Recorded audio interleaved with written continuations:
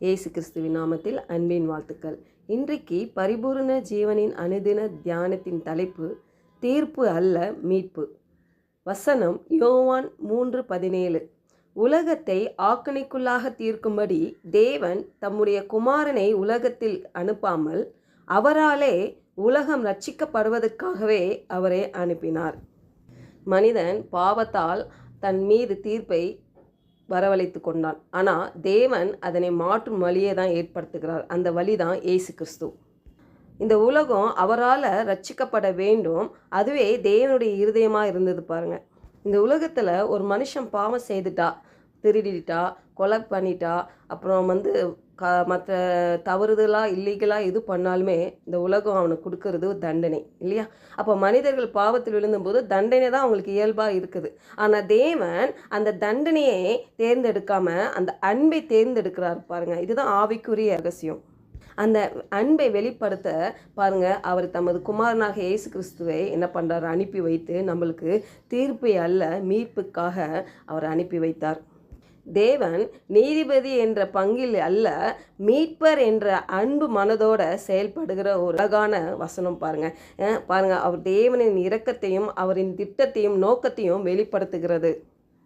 உலகத்தில் பாருங்கள், நீதிபதி என்ன பண்ணுறாங்க? தண்டனை கொடுத்து அவன் திருந்ததுக்கு ஒரு சில அவகாசங்கள் கொடுக்குறாங்க இல்லையா? ஆனால் தண்டனை கொடுத்ததுக்கப்புறம் தான் அதை கொடுக்குறாங்க. ஆனால் தேவன் பாருங்கள், தன்னுடைய அன்பினால் பாருங்கள் இதை வெல்லக்கூடியவராக இருக்கிறார். அவருடைய அன்பு அப்படிப்பட்ட அன்பு. அந்த அன்பு குற்றத்தை எல்லாம் பார்க்காம ஒரு அன்பு அதை தன்னுடைய மகன் என்ற பாங்கில் அதை பார்க்குது. எப்படி ஒரு குழந்தை தப்பு செய்தால் பெற்றோர்கள் என்ன பண்ணுவாங்க? அந்த குழந்தை இனி தவறு செய்யக்கூடாது என்பதற்காக பிள்ளைகளை அன்புடன் திருத்துவார்கள் இல்லையா? பலரும் பாருங்க, தங்களை குற்ற உணர்ச்சியிலே வைத்துக்கொண்டு நான் தேவனுக்கு தகுதி இல்லாதவன் என்று நினைக்கிறாங்க. ஆனால் இயேசு கிறிஸ்து இங்கே சொல்லுகிறாரு, நான் உன்னை குற்ற சாட்டதுக்காக நான் வரல, உன்னை உயர்த்துவதற்காக, உன்னை சுத்தம் செய்து உனக்கு ஜீவன் கொடுக்கவே நான் வந்தேன். நீ என் அன்பை புரிந்து கொள்ளு. நீ என் அன்பை நீ புரிந்து கொண்டு அந்த அன்பை நீ தெரிந்து கொண்டால் அந்த அன்பில் நீ இந்த பூமியில் வாழ்ந்து என் நாமத்தை மகிமைப்படுத்துவாய் என்று சொல்லுகிறார் பாருங்க. வேதத்தில் ஒரு உதாரணத்தை நம்ம பார்ப்போம். யோவான் 8ஆம் அதிகாரம் 1-11 நீங்கள் பார்க்க முடியும். விபசாரத்தில் கண்டுபிடிக்கப்பட்ட ஒரு ஸ்திரீ என்ன பண்ணுறாங்க? வேத பாரகரும் பரிசேயரும் இயேசு கிறிஸ்துவிட்ட கொண்டு வந்து கல்லெறிந்து கொள்ள வேண்டும் என்று மோசே நியாயப்பிரமாணத்தில் கட்டளை இட்டிருக்கிறாரே என்று சொல்லுகிறார்கள். சிறிது நேரத்தில் இயேசு கிறிஸ்து சொல்லுகிறாரு, உங்களில் பாவம் இல்லாதவன் முதலாவது கல்லை எரியட்டும் சொல்லுகிறார் பாருங்க. அப்போ அவர்கள் ஒவ்வொருவரும் தங்கள் மனசாட்சி என்ன பண்ணுது? குத்துது இல்லையா?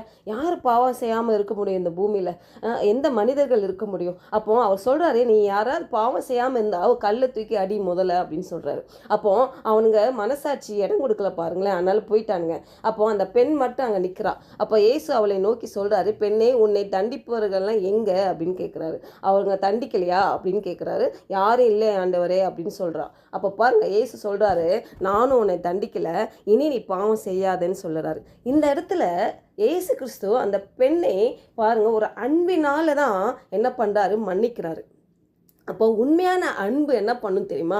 அந்த அன்பை புரிந்து கொண்டவர்கள், தேவன் எனக்கு இப்படிப்பட்ட ஒரு மீட்பை கொடுத்துருக்கிறாரு, இப்படிப்பட்ட ஒரு மன்னிப்பை எனக்கு கொடுத்துருக்காரு என்று சொல்லி அதில் ஒரு உண்மைத்துவம் இருக்கும் பாருங்க. கண்டிப்பாக மனம் மாறும் பாருங்க, அந்த இருதயம்.